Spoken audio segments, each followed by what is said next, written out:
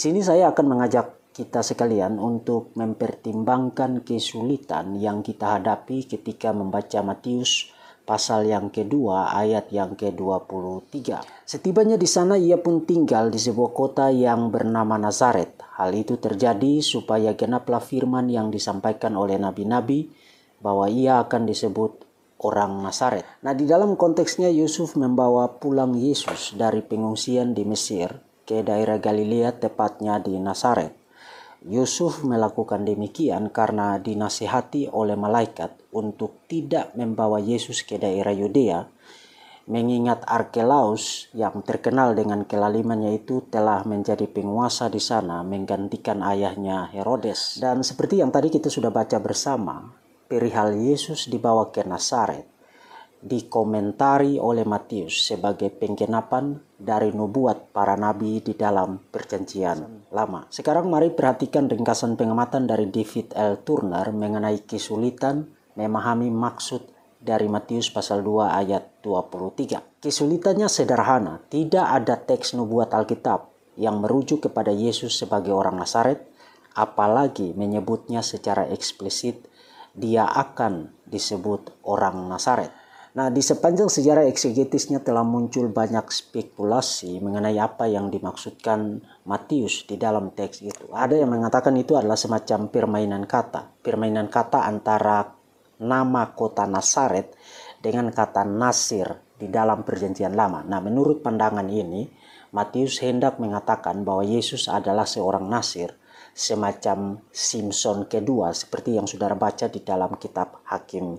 Ada pula yang mengatakan bahwa nama kota Nazaret di situ ada kaitannya dengan kata Netzer di dalam Yesaya pasal 11 ayat 1 yang digunakan sebagai istilah mesianik, tunggul esai. Jadi menurut pandangan ini, ketika Matius mengatakan Yesus sebagai orang Nazaret, itu merupakan penggenapan dari nubuat perjanjian lama mengenai Mesias sebagai Raja Davidik, raja dari keturunan Daud. Nah, ringkas saja saya tidak diyakinkan dengan beragam spekulasi tersebut.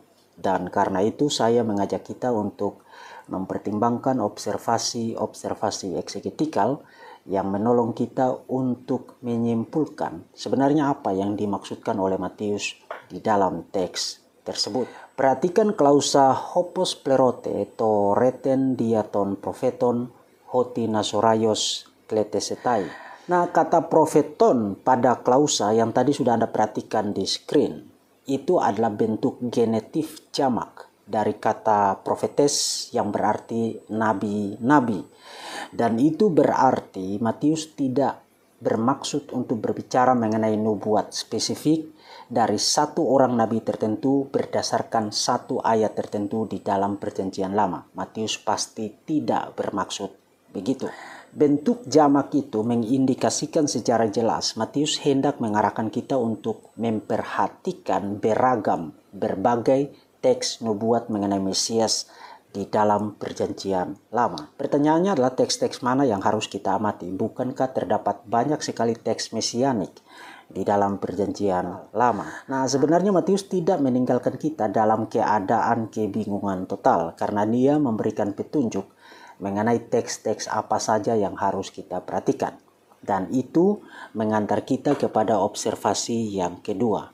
Perhatikan bahwa Matius menyebutkan mengenai nama kota Nazaret. Nah, itu seharusnya langsung menyentil kita untuk mengajukan pertanyaan mengenai kenapa Matius menyebutkan mengenai Nazaret di dalam teks tersebut. Atau lebih spesifik lagi, bagaimana pandangan orang-orang Yahudi pada abad pertama di Palestina mengenai Nazaret.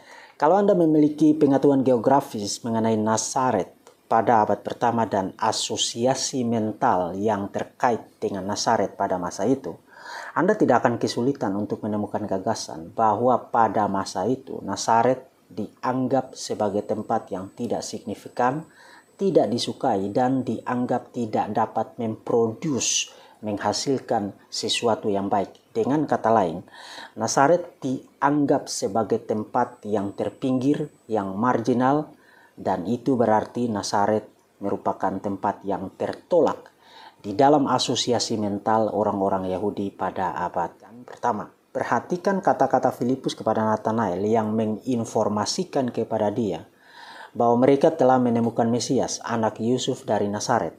Lalu Nathanael menjawab, mungkinkah sesuatu yang baik datang dari Nazaret? Anda tidak memerlukan intelijensi yang canggih untuk segera memahami bahwa bagi Nathanael dan tentu saja bagi orang-orang Yahudi pada abad pertama, Nazaret itu bukanlah tempat yang baik, yang menghasilkan sesuatu yang baik, bukanlah tempat yang signifikan. Atau ringkasnya, Nazaret harus dianggap sebagai tempat yang tertolak, dibenci, tidak disukai di dalam asosiasi mental orang-orang Yahudi pada abad pertama. Asosiasi mental negatif yang demikian mengenai Nazaret di dalam benak banyak orang Yahudi pada abad pertama, bahkan bisa Anda baca selanjutnya di dalam catatan Yohanes, khususnya di pasal 7 ayat 41 dan ayat 52. Orang-orang Yahudi menolak Yesus sebagai Mesias karena bagi mereka Mesias tidak berasal dari Galilea. Dan tentu saja maksud mereka bukan hanya bahwa tidak ada nubuat bahwa Mesias akan datang dari Galilea, tapi bagi mereka Galilea itu tempat yang tidak mungkin menghasilkan sesuatu yang baik, apalagi menjadi tempat asal usul dari Mesias yang mereka nantikan. Dua pengamatan eksegetikal itu sekarang membawa kita hampir mendekati tujuan kita. Apa yang dimaksudkan Matius di dalam teks tersebut? Teks-teks nubuat yang mana yang harus kita perhatikan untuk melihat maksud Matius di dalam pasal 2 ayat yang ke-23? Jawabannya sekarang saya kira sudah sangat gampang untuk diberikan. Sebab kalau Anda membaca Perjanjian Lama, Anda tidak akan kesulitan untuk menemukan banyak sekali teks nubuat mesianik yang berbicara mengenai Mesias sebagai sosok yang tertolak, sosok yang dibenci, sosok yang tidak disukai, even oleh kaumnya sendiri. Anda bisa melihat beragam teks nubuat mesianik dengan intonasi yang demikian di screen sekarang. Dan bukan hanya itu, tema mengenai Mesias yang tertolak, tidak disukai, dan dibenci merupakan salah satu tema yang muncul cukup sering di dalam narasi Injil Matius, dan teks-teksnya juga bisa Anda perhatikan sekarang di screen. Dengan demikian, nasihat malaikat itu supaya Yusuf membawa Yesus ke Nazaret sehingga ia nanti disebut sebagai orang Nazaret, dimaksudkan sebagai penggenapan dari beragam nubuat dari para nabi di dalam Perjanjian Lama, bahwa Mesias meskipun adalah Raja Davidik, raja dari keturunan Daud, dan lahir di kota raja, di kota Bethlehem, namun di dalam pelayanannya tidak lebih dari sosok yang tertolak, sosok yang tidak disukai, dan sosok yang dibenci. Dan bukankah ini adalah sebuah ironi? Sebab Israel menolak Mesias, Mesias yang telah dijanjikan di dalam banyak teks nubuat di dalam Perjanjian Lama, Mesias yang adalah Yahweh sendiri, yang lahir sebagai Raja Davidik, Raja Mesianik dari keturunan Daud, dan Israel menolak Mesias yang demikian. Oh ya, tentu saja itu adalah sebuah ironi.